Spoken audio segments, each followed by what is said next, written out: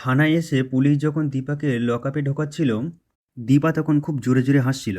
তখন পুলিশগুলো তো অবাক হয়ে দীপাকে জিজ্ঞাসা করছিল, তুমি হাসছো কেন? দীপা তখন বলে, আমি আমার ভাগ্যের কথা ভেবে হাসছি।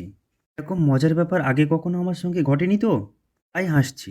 পুলিশ দীপাকে লকআপে দিয়ে চলে গেলে দীপা তখন মনে মনে বলে, ভাগ্য আমার সঙ্গে আর কি খেলা খেলবে? আমি কি এমন করেছি যে আমার সঙ্গেই এমনটা হলো? এই বলে দীপা প্রচুর কান্না করতে থাকে আর বলে, সাক্ষ্য স্যার, আপনি আমাকে ক্ষমা করে দেবেন। আমি জয়ীর চোখের অপারেশনের ব্যবস্থা করতে পারলাম না, বরং বিগ বাংয়ের ভবিষ্যৎ আমি পুড়িয়ে দিলাম আমার এই পোড়া কপাল দিয়ে।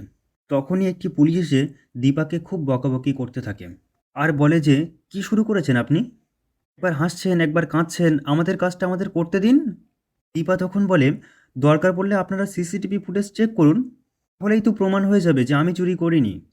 অন্যদিকে দীপ স্কুলে নেই এটা জানতে পেরে জয় খুব কান্নাকাটি করছিল আর বলছিল, কিভাবে খুঁজে পাবো আমার ছেলেকে। কান্না করতে করতে জয় যখন রাস্তা দিয়ে হেঁটে যাচ্ছিল, তখন একটা গাড়ি এসে চাপা দেবে, ঠিক সেই সময় কাকাই এসে জয়কে বাঁচিয়ে নেয়। কাকাই যখন জয়কে বোঝাচ্ছিল, তখন উর্মি দীপকে নিয়ে সেখানে হাজির হয়ে যায় আর জয় দীপকে দেখে জড়িয়ে ধরে আর বলে, তুই কোথায় ছিলি বাবা? আর বলে, তুই এখানে কি করে এলি? কোথায় ছিলিস তুই বাবা? তখন বলে, কেন বাবা, আমি তো স্কুলেই ছিলাম। তুই কি কারোর সঙ্গে গিয়েছিলি বাবা? পাশ দিয়ে উর্মি বলে, হ্যাঁ, পাশের বাড়ি মিসেসকে আনতে বলেছিলাম দীপকে। কেন জয়, কি হয়েছে?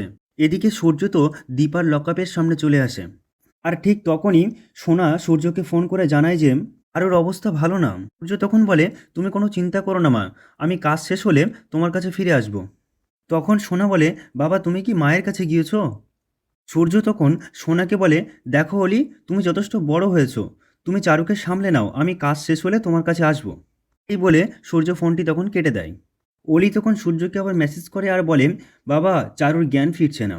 আমি বড় হয়েছি তাই চারুকে হসপিটালে নিয়ে যাচ্ছি, কিন্তু আমি অতটা বড় হয়ে যাইনি যে অসুস্থ চারু, হসপিটাল, আমি সবটা একসঙ্গে ম্যানেজ করতে পারবো বলে মনে হয় না। তুমি ভুলে গিয়ে না থাকো যে তোমার একটা মেয়ে আছে, ফলে প্লিজ তুমি চলে এসো বাবা তাড়াতাড়ি। দীপা সব কিছু শোনার পরে দীপা সূর্যকে বলে, আপনি যান ডাক্তারবাবু, ওরা খুব বিপদে আছে। সূর্য তখন বলে, আমি কোথাও যাব না দীপা তোমাকে ছেড়ে, তোমাকে এখান থেকে ছাড়িয়ে নিয়েই তবেই যাব আমি, তার আগে এক পাও নড়ব না আমি। দীপা তখন কান্না করতে করতে সূর্যের হাত ধরে বলে, ডাক্তারবাবু, আমি আপনার কাছে আমার নিজের জন্য কিছুই চাইনি, কিন্তু আজ রিকোয়েস্ট করছি ডাক্তারবাবু, ওদেরকে একবার প্লিজ সিসিটিভি ফুটেজ চেক করতে বলুন। সূর্য তখন বলে, জীবনে অনেক কিছু হারিয়েছি দীপা, অনেক কিছু ছেড়ে দিতে হয়েছে আমায়, হাল আমি আর ছাড়বো না দীপা, জন্য যা করতে হয় আমি সব কিছু করবো, আই প্রমিস ইউ। এদিকে সাক্ষ্য স্যার একটি লয়ারের কাছে ফোন করে জানায় যে ইমিডিয়েট একটা অ্যাপয়েন্টমেন্ট দরকার আপনার। লয়ারটি জানায় যে তার হাতে এখন সময় নেই। সাক্ষ্য স্যার তখন জানায় যে দরকার পড়লে আপনাকে ডবল ফিস দেব, কিন্তু প্লিজ আপনি একটি ডেট বার করুন প্লিজ। তখন ফোন রেখে দিয়ে সাক্ষ্য স্যার চিন্তা করে, আমি এত টাকা পাবো কোথা থেকে? কিন্তু যেভাবে হোক আমি আপনাকে ওখান থেকে বের করে আনবো, আমি এভাবে আপনাকে দেখতে পারছি না। সাক্ষ্য স্যার সেখান থেকে বাড়িতে চলে আসে এবং জয়ী আর সইকে সব কিছু জানিয়ে দেয়। সাক্ষ্য স্যার তখন তার মাকে জানায় যে, তোমার কিছু গয়নাগাটি আমাকে দেবে মা? সই তখন বলে, এটা তুই কি বললি সাক্ষ্য?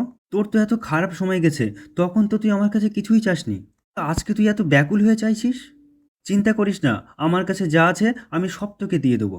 এসব শুনে জয়ী তার কানের রিং দুটি খুলে তার পাপার হাতে দিয়ে দেয়। তখন সাক্ষ্য স্যার জয়ীকে জড়িয়ে ধরে বলে যে, আমি খুব গর্ববোধ করি মা, আমি তোমাদের মতো মানুষের সঙ্গে আছি, তোমাদের মতো ভালো মানুষের সঙ্গে আমি আছি।